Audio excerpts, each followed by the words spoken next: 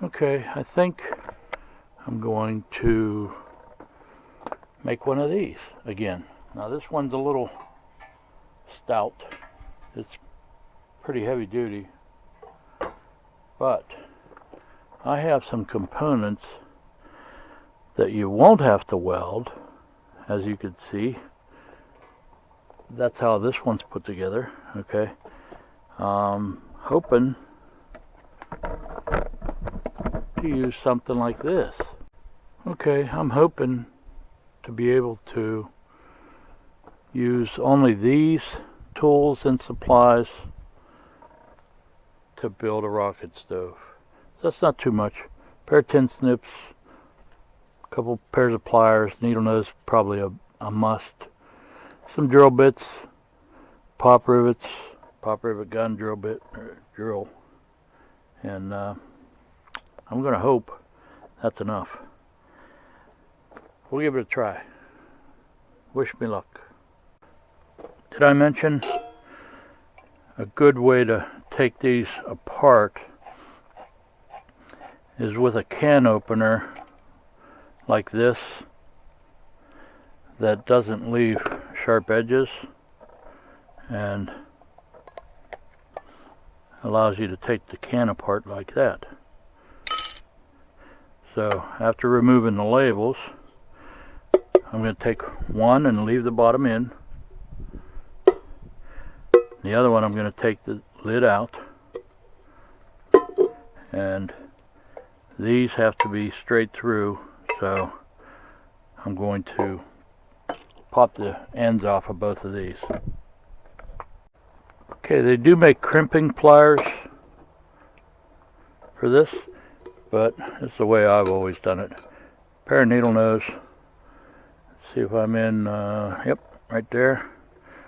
Give it a twist. Move over, give it a twist. Move over, give it a twist.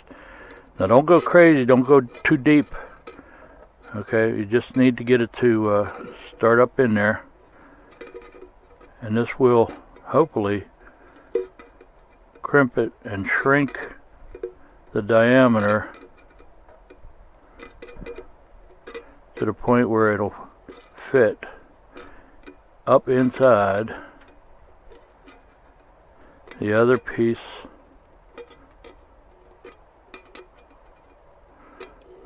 of pipe. Okay, hopefully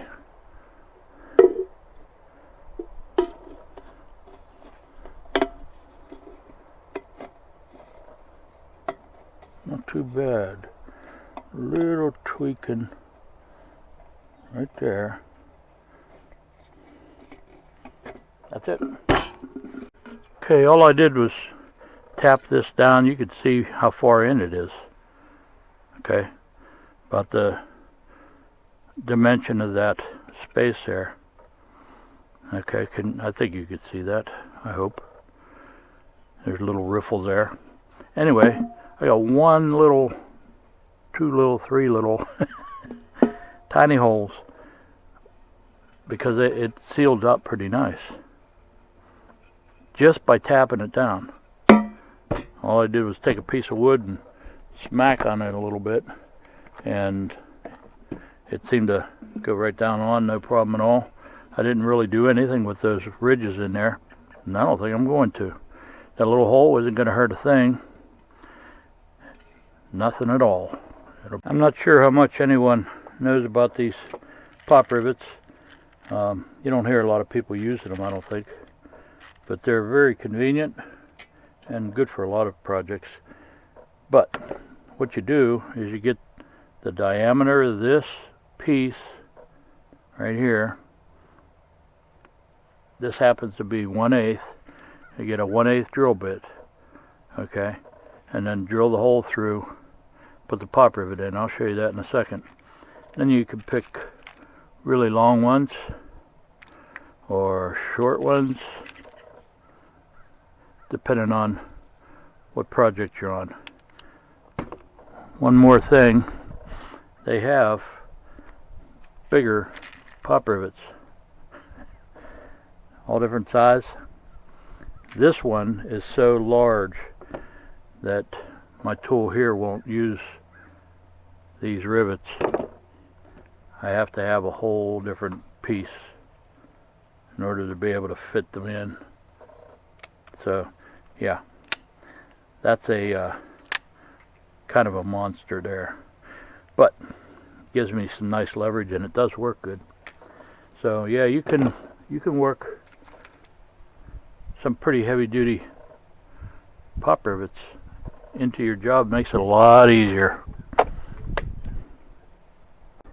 For choosing the length of your pop rivets, you want to drill your hole, put the pop rivet in, and be able to see the other side even if you're only imagining it on the other side. So you want a short one. You don't want one of these super long ones okay, for that little bit of material. So just put a short one in, put it up in here,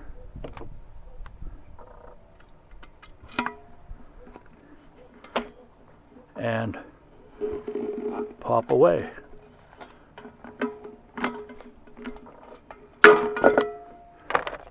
That's it.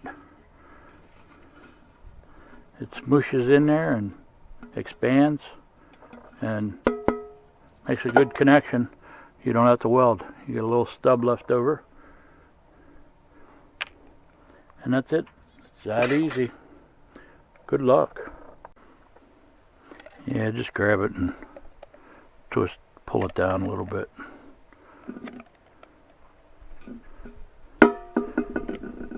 Just sort of make it smaller in diameter. If I do it like this and put it in correctly, it should keep it off the bottom and maybe keep the bottom from getting too hot.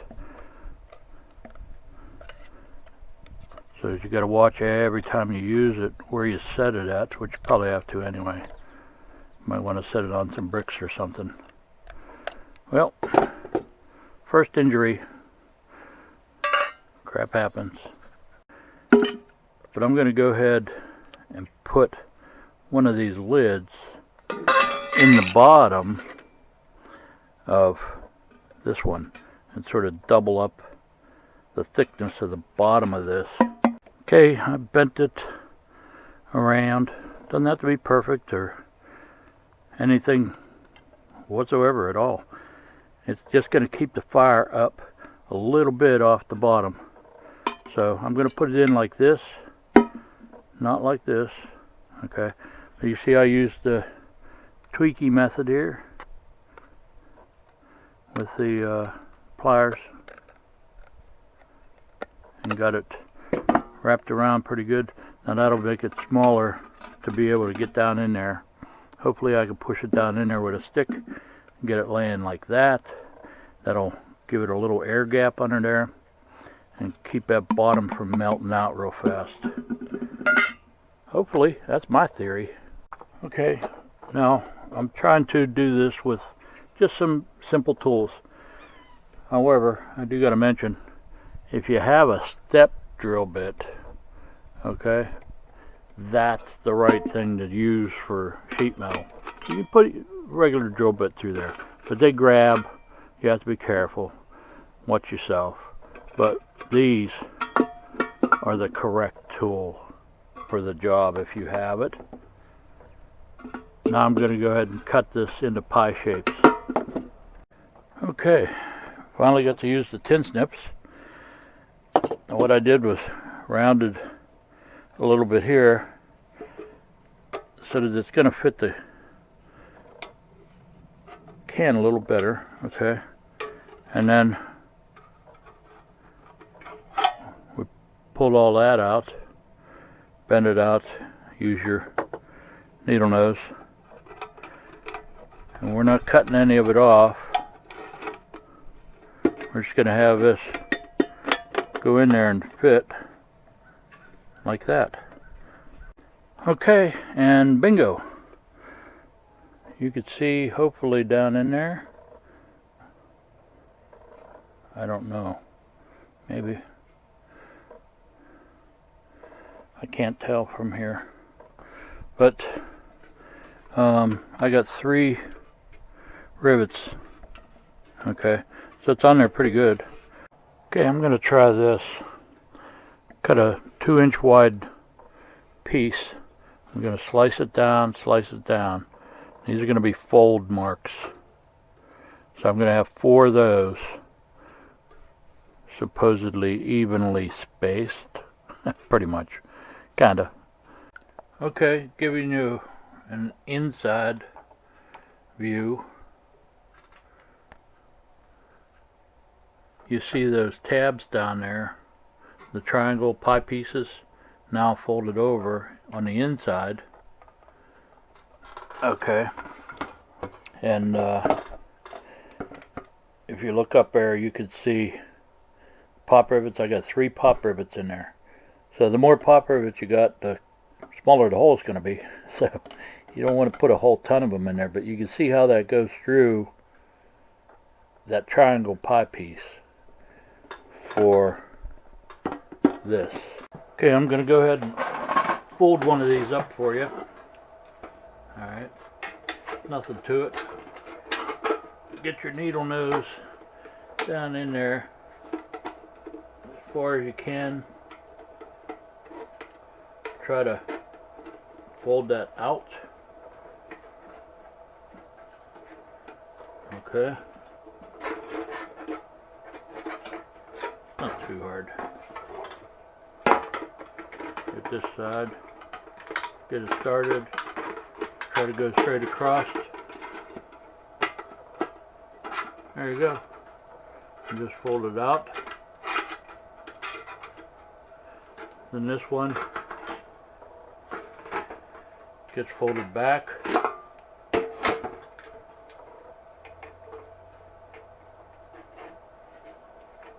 Like that.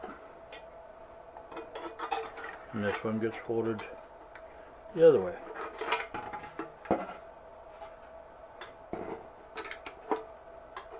Okay. And there you go. Now take these little corners and just sort of tweak them down so that you won't catch on them later.